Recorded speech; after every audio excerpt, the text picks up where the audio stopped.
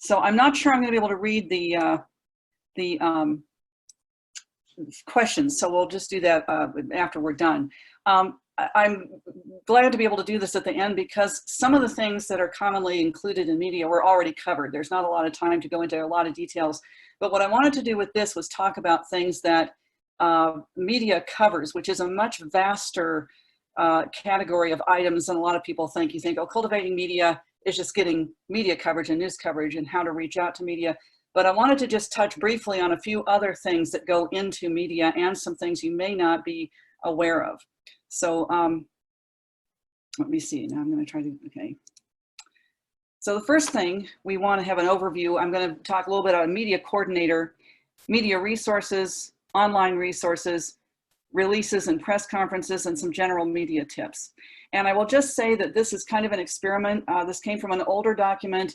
There's a lot of stuff added in and or reworked. And so this is kind of an experiment to see how this goes over and works well. And this is all going to be probably put into a nicer package and outlined a little better, but you're like the trial run. I don't know how many people here may remember the medium is the message. When I was like in grade school, this was a big deal. And Marshall McLuhan, I don't know if that name is even known anymore, but he was the person who came out with the medium is the message. And if you're getting a PhD in communication studies, it talks about the way that non-temporally organized media control your perception of a message. For our purposes, it simply means that how you produce your message is important and can be as important than the message, and sometimes has a greater impact in how your message is perceived by others. So that's, of course, something you need to be aware of, and both, I think, Michael in particular and others have mentioned, and Felina have mentioned the importance of having eye-friendly, user-friendly, content-friendly accessibility and messaging. Medium is a message. There are three categories that I'm going to just mention that you want to think about in your campaign. Content, which is your policy, message, and goals. We've already gone over that, and I'm going to assume you know what you want to do. We don't need to worry about that here. Then there's media, and that includes what you produce, your materials and how you produce them. And then the media outlets, which is what I think a group like a presentation like this is expected to cover, you know, media outlets, the broadcasting, online, alternative, and all that kind of thing. And then a strategy, and it's extremely important that you have a media strategy. And the strategy is not just tweeting to your friends or setting up 50 Slack channels for your volunteers. You can do all that, but your media strategy is how do you reach out? What is the distribution? What platforms are most effective? How frequent should you post or produce something for these platforms? How often? Frequency is how many times, like per week or per whatever. Distribution, what audience are you trying to reach? Versus coverage, what kind of coverage are you hoping to get from media outlets? You need to be thinking in terms of both. You're distributing media out to an audience, and you're hoping that other media will be finding you newsworthy and wanting to cover you. You have your materials and you have your target audience. I put 7 hits here because commonly understood that it takes 7 encounters with a candidate via some medium, or as we now say, probably platform, maybe more understood to some younger people, but it takes 7 hits for that person to remember, not just to be persuaded, but to get off their butts and get out and vote for you. So you want to make sure that you take all this into consideration. I want to talk about the importance of a media coordinator. Smaller campaigns may not really need one, but it doesn't hurt to have somebody who is really overseeing the whole strand of what goes into media, because there's a lot to take care of. You need to oversee and coordinate the campaign media. One coordinator can oversee more than one campaign. If you're running a slate of candidates, if you're a state Green Party and you have a media coordinator, that person can help you benefit by coordinating messaging, outreach, and other media efforts. That can kill several birds with one stone.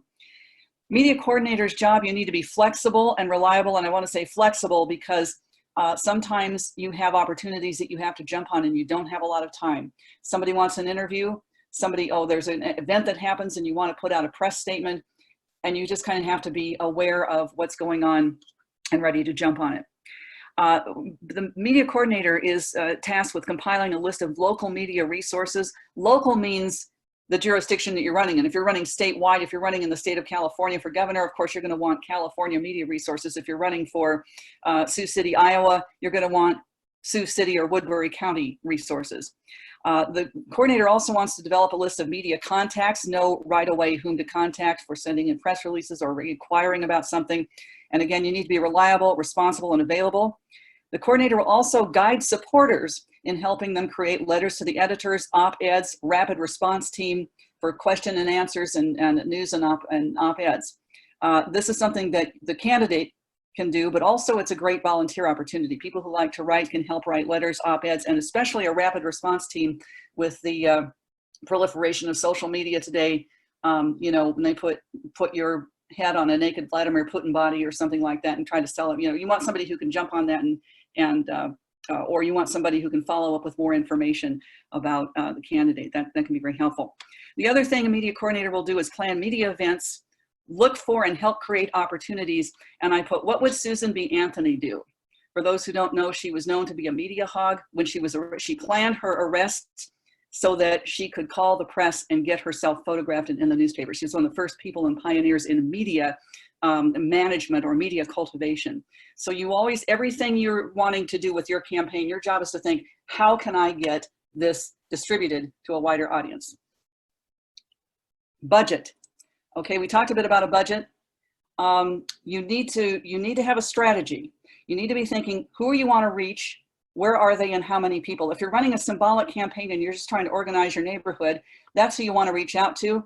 I would be much more broad than that. If you're running for city council, you've got the whole city area.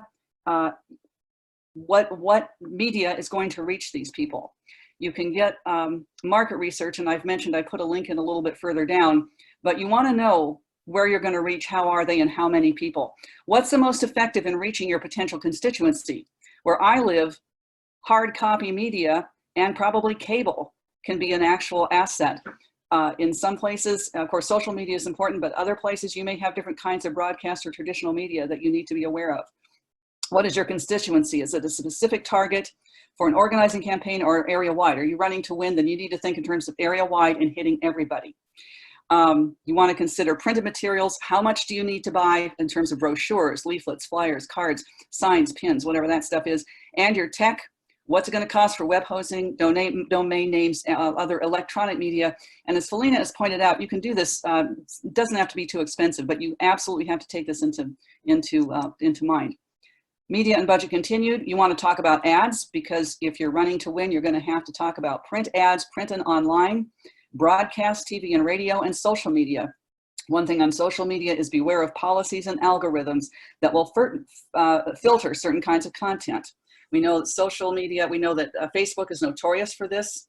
In Iowa, we had a candidate who ran a very nice campaign. All of his ads were blocked. So social media sometimes can be tough. There are other ways to get through that. You may not want to buy so many ads there, but you want to have a little bit of information about your area and the constituency and what radio and TV ads you may want to purchase, what kind of print online you may want to purchase. And sometimes these places can have fairly cheap packages.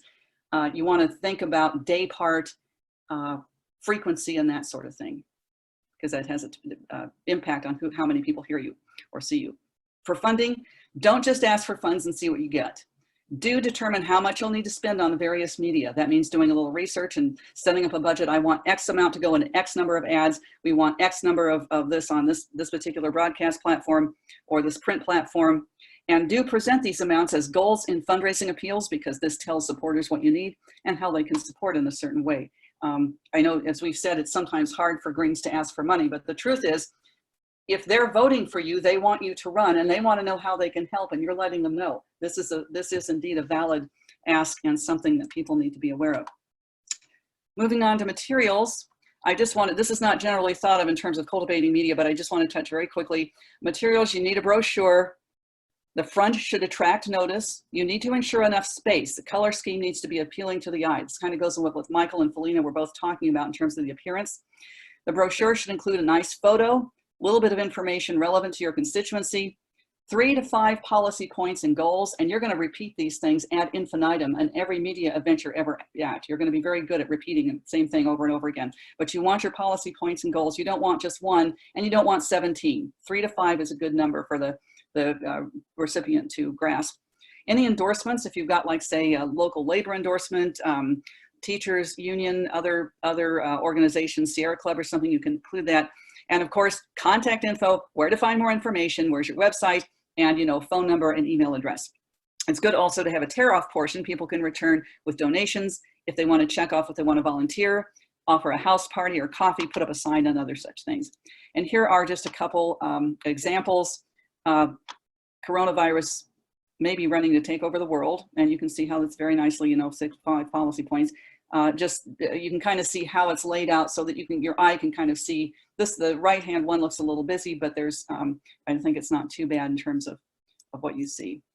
Samples, brochures. This is a candidate slate, so you've got the 3-fold, which seems to work very well. There's a number of templates, that sort of thing you can use. And this is a busy but well laid out. I think you can see reasonably well enough that this gives that it's easy for the eye to catch. Other kinds of materials you want to consider, they're leaflets, things called cowboy cards, and I'm not sure quite why they're not really cowboy cards, but there are things you can hang on doors, door hangings, palm cards. This will include material from your brochure. Of course, make sure to include the contact information. You might want to include buttons, stickers, bumper and bike stickers, yard and window signs. If you're ordering yard signs, continue where you need wires. Flyers and quarter sheets. These may be most practical when your public interaction is limited. You can paste a big, big flyer. You can post, you know, downtown to a kiosk or phone pole or something like that. So some of these things may be that people can see from a distance and not have to touch are things you might want to think about investing in a little more right now. Also, business cards, which these are the candidates should have, you know, with, of course, your office SOT, name, contact info, and all that stuff. A pin and a badge, and it's advised that you have a pin with your name and office SOT and that you wear it everywhere you go. And a banner, which, again, depending on where you're at and what kind of event you'll be at, whether you need these. This is a sample yard sign. As you can see, this teeny tiny little thing here, this tells you, I'll get to this in a moment, this is a disclaimer that you have to have. In every state, these are a little different, but you usually have to put some kind of a disclaimer on these. These are buttons. As you can see, here's Madeline Hoffman Green and then a few others. These are little tiny buttons for a high school. And sample websites, just to kind of see different layouts. You can see where to donate, how to volunteer. Some people will recognize this guy, and you can see basically a very, very simple layout, clearly where to donate and where to get involved. This guy is a bad example because I don't even know, I can't even tell who this guy is. So I'm sorry, but just put that in there. You want to make sure that your name, the candidate's name is in the office SOT is you know, it's a nice slogan, but you want to make sure that you can see this. Also, what are your materials made of? Make sure, if at all possible, you have an eco-friendly source, that they're recyclable and non-toxic. And sometimes that's hard to do, but that's something to keep in mind. And finally, good advice, a union bug, if you have these made by a union, get it if you can, and have them put the union bug on it, because that's going to mean a lot to people. If you can't get that, I'm in an area where it's not always possible, but if you have labor donated, somebody makes something for you, they need to put labor donated, or locally made local business. And this was something important where I live. We didn't really have a local union printer, but we had a print shop that was very interested in our business. And so we said, you know, locally printed, made by locally printed business. The required disclosure on all materials has to be there. And watch out, because your opponents, if they catch you in this, can make hash out of you in the media briefly. But you need to say paid for by name of campaign. A federal level campaign disclosure must be in a box with a background with an offset color from the background from the rest of the material. This is by Aaron Fox, and I was not aware of this, but it's something to keep in mind. You might want to follow up with your state Secretary of State or Board of Elections to find out what else you may need to do. The disclaimer may also require the name of your treasurer, and state requirements or Federal Elections Commission's requirements will tell you this. Also, you better include the name of your headquarter address. That's good marketing as well as legal. And then if it's a supporter, say Hillary makes a bunch of brochures for your run, it's just paid for by Hillary Kane because you provided those. So now the media part of it, I'm just going to point out traditional media, and I say yes, really, because a lot of people think they run on Twitter and Facebook, and the truth is you run on all platforms, and it's extremely important, especially if you want to win, to keep these traditional media in mind, and all of the skills that you use to write, to contact, to present yourself work across all media, and they work well. So anything you cultivate for an old-fashioned media outlet is going to work across the board. Print is newspapers, and that means major news wires, Associated Press, UPI, Reuters, and then your local daily, weekly, bi-weekly, monthly newspapers. And some of these can be alternative newspapers, some of them are mainstream. You want a list, your coordinator wants a list of all of these. Radio, you have local commercial radio. Important to know, fewer and fewer of those that are actually controlled locally, but usually places will have some kind of a local commercial. There's public radio, and then there's community radio, and oftentimes community radio is a good place to reach out to for inexpensive and advertising. They also may have rules about taking political organizing. I'll get to that in a moment. Finally, there's television, there's broadcast TV, and then there's cable, and then there's public access. And sometimes public access is very interested in hosting candidate events and some of these things. So keep all of these in mind. Traditional resources, be aware of how journalists and reporters see the news. What you say, think of what you're saying and how that may be interpreted, because they're not part of this green biosphere. Real fourth estate journalists and media are nobody's friend and they're everybody's friend. They're after the truth. Some media is biased. The Guardian is a good example of a newspaper that is biased. They're open about it. They're labor-centric, and you know that. And but some, like Associated Press, tries very hard not to be. If they're responsible, they're not out to get you, but they are out to see how are you going to affect the wider world, not just your green neighborhood, but what really is your significance? So you want to keep this in mind all the time. What is it that you're doing that's important? What you say, how is that going to be fitted into the wider world of how the rest of the world is looking at this political race? And I can't really go into more details there unless I have an example, but you'll get to such a point and you'll probably do what I and others have done and say something and say, I shouldn't have said it that way. Because they might report in all innocence and you'll think, oh, well, that didn't come out so well. But also don't be afraid to approach media that might not support your views. Some conservative media feel very important about giving everybody a fair chance, and they will be interested in hearing from you. But I say in tiny print, but see above, be aware of how some might be interpreting. Of course, some are hostile and some are snobby. But what I've run into is the snob factor is a little bit, and sometimes Greens surprise them because we come off as being more articulate and smarter than they expect. I have not really run into hostile media, but I know people in other areas have. You can simply avoid it, ignore them. But I would try to give everyone a chance. You never know who's going to be a good broadcaster. Community and local radio and public access TV may have production facilities you may use. We talked about home production. It may also be possible that a PA TV, local radio and stuff will allow you to use the facilities. When I worked for public radio, we had candidates and other people coming in all the time, and they would just stop in, and it was kind of traditional that they could borrow the studio for a half hour to record a spot or something. Public stations, by the way, are required to offer brief announcements on request. This is a little known rule. It's still existent. And when you contact the public stations, there's a formula for content. Check with your local public radio. They don't advertise this a lot, but basically it's a minute of your little campaign blurb, and they'll give that to you. Usually it's like at 2 a.m., but that's just a little free minute of advertising if you want to look for it. Ads, you want to do the audience research. Think of the segments, think of the scope and the day part. Scope is who you're reaching, and day part has to do with broadcast media, and especially like radio. Is it done at drive time? That's the time that people want to have. It usually costs more to have ads, but you're going to get more people to listen. So I've put some market research link there for that information, and I can put it in the chat a little later. But if you're looking that, because I can't really go into that here. It's going to depend on where you're at. If you're in a big metropolis, if you're in a tiny town, what that's going to mean. Know what is current fair use policy. And I say know what is current fair use policy, and I don't put it here because no one, including the media, can agree on what it is. I will tell you this, coverage as part of the news or an interview versus exposure as some other media function. If you are being interviewed or if you've done something that's part of the news, that's fine.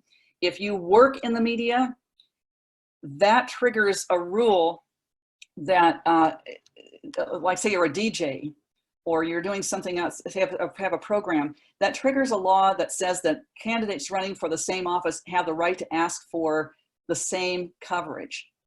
And because at one time it was recognized that exposure and it meant, you know, awareness, and that was plus. So it has been traditional for sometimes a DJ to be fired. Pat LaMarche was fired twice. She got a job back later, but they'll fire them or you have to take a leave of absence. In some cases, stations will offer opponents, candidates, what they call fair market shares. So they'll give them a less time, but in a good day part. But be aware of that and be careful with that, because that can be triggered without realizing. So if you work in the media, know the law. It's not, as I said, it's not unusual to be let go. So online media, news outlets usually have an online media presence. Newspapers almost always have their online version. Online news sources such as Patch, blogs, and those can be sometimes very effective to reach out for potential people who are quite interested, you know, like Blog for Your State, the Democracy for America. Some of these old Democrat groups and DSA groups and stuff will have their media, and that can be an effective way to get your audience to reach. Website, we've already talked about that, website manager, and I just mentioned a couple inexpensive providers. Make sure to add a donate button, customer relation management. Also include your downloadable brochures, leaflets, flyers if you have them, so people could print them out themselves.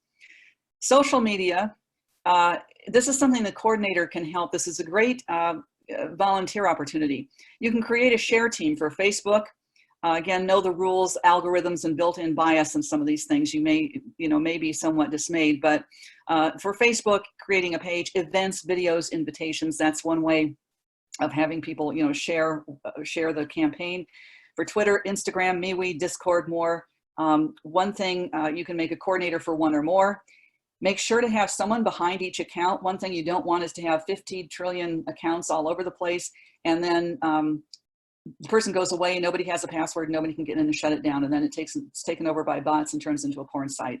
So you really want, the coordinator wants to have one repository for every account that you set up and every password and login information. I cannot tell you how important this is. This is really something a little bit beyond what people think of. And for online media strategy, you want to put the candidate's name on Google Alerts, respond online to articles and blogs as soon as they get published, so you offer good information about your candidate and others can post their responses. Again, Facebook share team, whatever. And I mentioned SEO, search engine optimization. You want someone like Felina to tell you how this works, but you want to post and get enough frequency so that you start showing up more in Google searches and some of these other commercial search engines that people are looking at. Very quickly, I want to talk about, this is what people are thinking of, press release.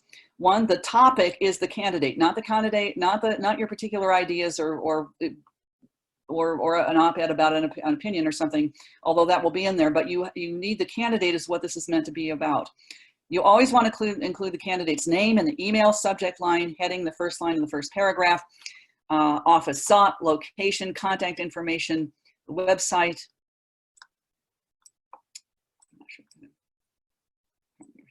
Let's see, website at the top of every release. Campaign media director's name, phone number, email address should also be included. These are short, 1 or 2 paragraphs or 3 maybe, and you want at least one good quote per release, because that's what the media people who may be reporting or publishing at least part of this are going to want to have. You use a press release to demonstrate how a candidate stands out. What are they offering? It's not about an issue, although it may be, but it's what about the candidate will do about it. How are you going to address this stuff? So that's, and I'll show you this template here. There's campaign name, website, for immediate release, date, you're not going to embargo until a date. Once in a while that happens, but I wouldn't worry about that for now. Contact media coordinator, the text, that's the release, and then for more information, put it at the beginning, at the end as well, so that nobody can miss it. Frequency, 1 or 2 per week in the heat of a campaign. Avoid sending on Friday or a weekend because no one's going to see it and they might miss it on Monday. You want to distribute to major and niche media both. Major print, radio, TV, local weeklies, online sites, community media. Follow-up calls then, and this is another volunteer opportunity, but follow-up calls can be made to media contacts, ask if they received the press release. When are they going to publish it? That's a passive-aggressive way of saying we want you to publish it. Are they interested in an interview? And that's the final question. Would you like to talk, have an exclusive interview with this candidate? For a more effective press release, you can send out or include video news release with a video clip of the candidate speaking, and you can offer video interviews to the media. That's, again, you want to be practicing your pitch and practicing your performance. Earned media as part of a press release and just hoping to get coverage is newsworthy activity or events. Think like a journalist. What is interesting and relevant? Not your Green Party potluck that you have every week, but you were arrested standing outside of the pipeline facility, or you're going to call on a certain rent control board or something like that. You want to make sure that this is something that is in the community news. To pitch stories, you want to have someone to be able to call on editors and reporters, offer ideas. And sometimes they're looking for ideas, especially if you have a big issue like rent control, transportation. Offer them, my candidate says thus such and such and such, do you want an interview? The pandemic is, of course, the big thing. What policy will the candidate bring to bear? How is the campaign and constituency affected? That's right now a very useful one. Relationship with media contacts can result in prompt interest and coverage. So that's why you want a coordinator or someone on your campaign. If it's the campaign manager, okay, but a coordinator, somebody who can specifically follow up with these people and just, check in with them once in a while, because that helps them to be able to, remember to call on you. The press conference is a media alert, and that's to announce the candidate an event for something or other. It's very short. It's just you put what, when, where, and why. What's going to happen, what time, where, and what the purpose is. It's an important news announcement, like a campaign kickoff. It will offer an action or a special statement followed by media Q&A.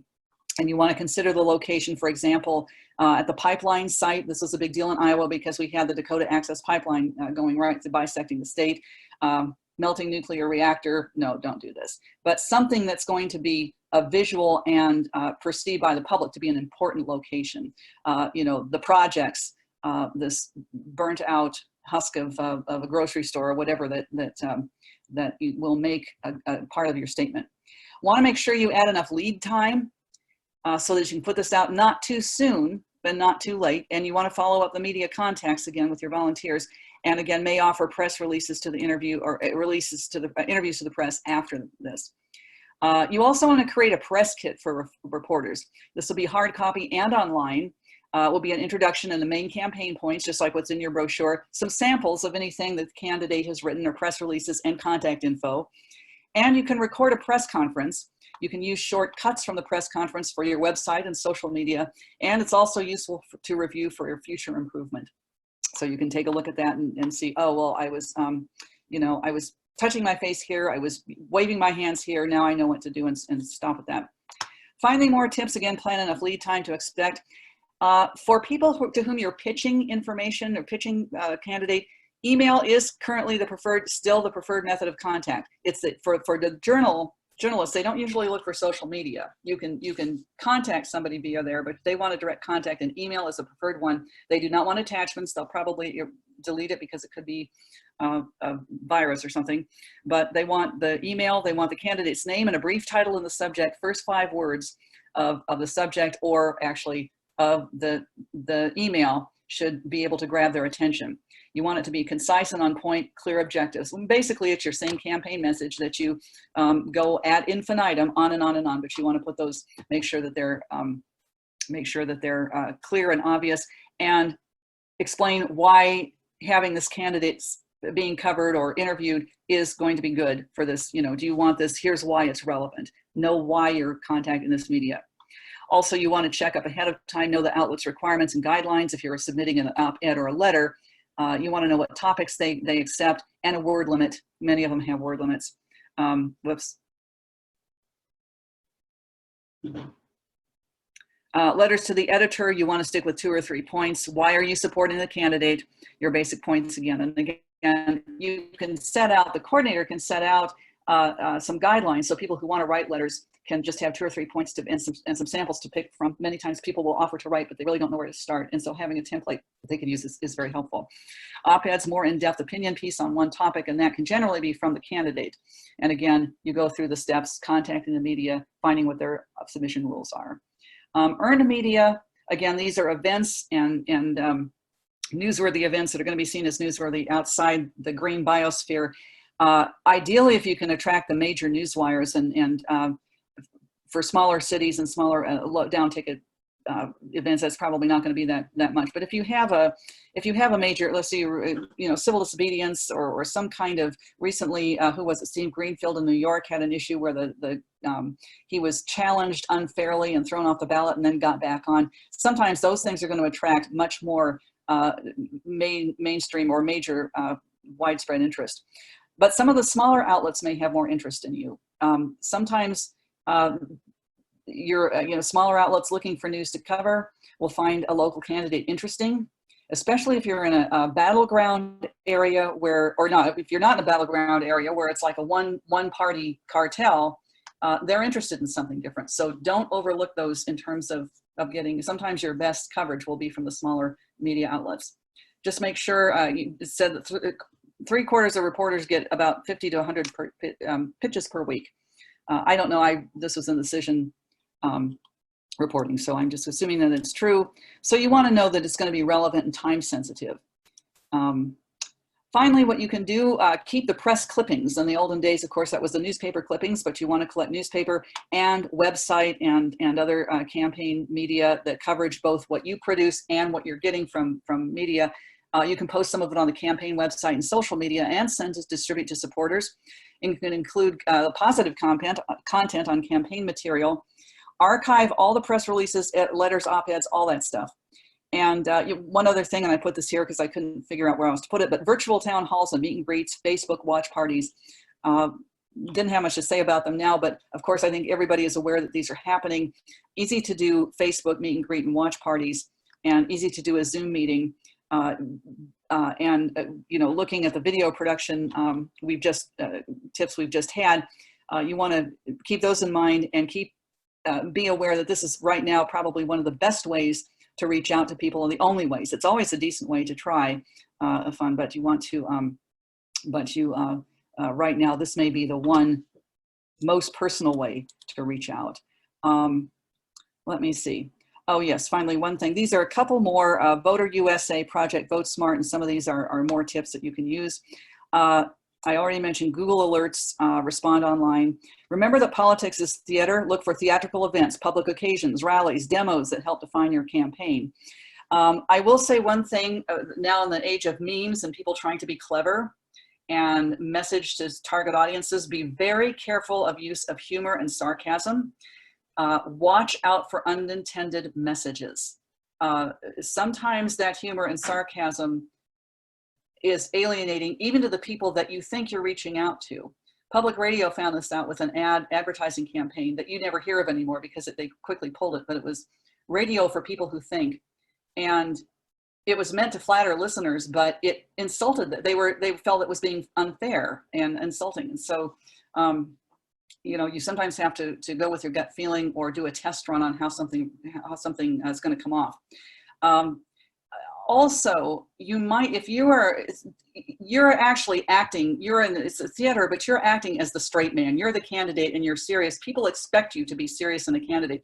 If you're running as an actor or a comedian, you are seen as an anti-candidate, and you may want to do that, but people who are looking for a candidate to support may be much less likely, they're not going to see you as a real candidate in most cases. You want to be careful about that. I've known cases where people used mostly comedy in running, and they didn't come across as well as when they presented themselves as a regular candidate. If you can make jokes and such. But if you think in terms of Al Franken, who was on Saturday Night Live for years as a comedian, when he ran for Senate, he could be funny, but he was running a serious campaign. So you want to be careful about that. And you want to be careful about against sarcasm and that kind of stuff, because that, even if you think you're being clubby, even people who you're trying to bring into the club may be offset by that. You just want to be friendly and nice.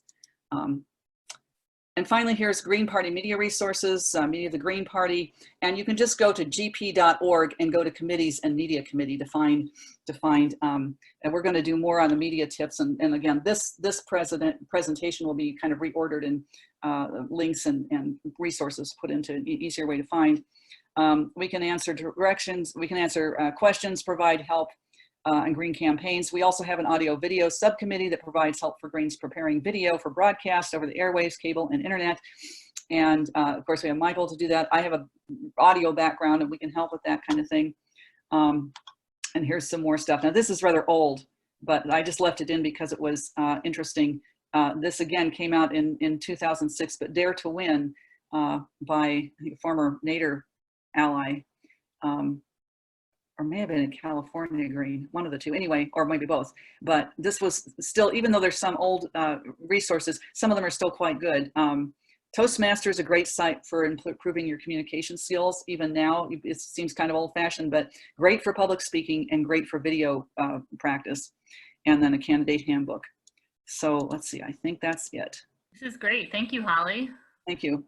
So yeah, how did I get under? 10 minutes. Oh, God. Sure. Yeah, no, it's great. We were 10 minutes behind at least to start. Okay. So why don't we do maybe 5 to 10 more minutes of Q&A, and then we'll wrap it up because it's been a long day, but there's still 30 people with us, which is great. So, you know, feel free to put your question in the chat box or put Stack in the chat box. How do I unshare? Oh, here I go. Never mind. And people should be able to unmute themselves, so please do so selectively. Stop share. Okay.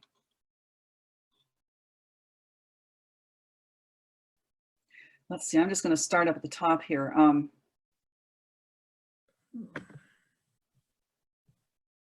looking at, I think this is Hillary. Oh, reminded of Michael's points that you can take design tips from people you disagree with and union-made people who have TVs that look like they're definitely getting their news only from TV. Well, it's true, you know. And we Cuomo, you know, website up. I was like, you know, and I was going to say, you're going to ask why I had one green, Madeline Hoffman. You know why she was the only one whose material I showed? Because I happen to have an email with her that came to the Coordinated Campaign Committee, and I used them. That's what I mentioned about SEO, search engine optimization, because when I tried to Google yard signs and such, or green yard signs, it's hard to find. Now, I know that they're out there, but I use others just because it was easier to find. Let's see, Darlene Lyons, as we know, mainstream media is not friendly. Does the GPUS have an alternative media list? Well, actually, some mainstream media is friendlier than you would think. It depends on your area, and they actually may be hostile. And so you could just kind of have to reach out and know what they're doing. We have a Gebby's list, which David Doonan can supply, and it supplies to all state parties, and you can get your local full media list from that source, and that will have the alternative media on it usually. And absolutely, you want to reach out to the alternative and Indian media. They're not always, they can be hostile too sometimes, but definitely, you know, that's the place you want to reach out to. But it does depend. When we had the meeting in Salem, you know, that one of the most interested local media was the Fox News Channel in Boston, it was in Boston, and they wanted to take our live stream. So don't assume that just because it's Fox that they're not going to be interested, and don't assume that just because it's, you know, Salem Indie Media, you know, Revolution Radio, that they're going to be nice, because you might not be saying what they want to say. Now, this guy in Revolution Radio that we had was great, but you just have to try them all and know. But you can get lists from us, from Dave Doonan. We can help with that, definitely. I'm sorry I didn't mention that, because that's sometimes hard to know. My experience, Cassandra Lenz, is that the media do not grant Greens the same exposure as whom they call the real candidates, and that depends. Real candidates are perceived by the media as those people who can potentially win, who are credible.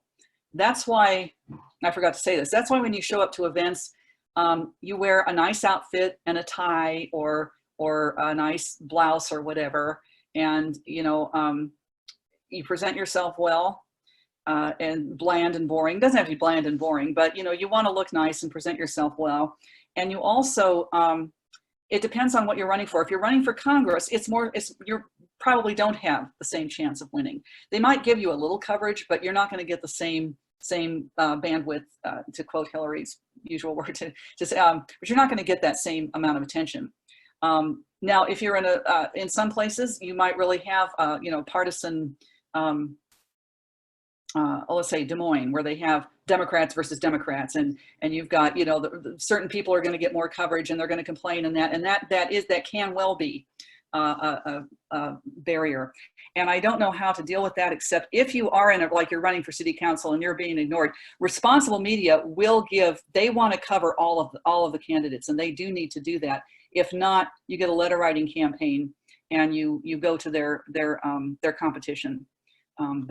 But usually it's considered, in the media world, is considered very irresponsible to their job is to cover who they think is going to win, or who is newsworthy. And if they're being biased, then you call them out.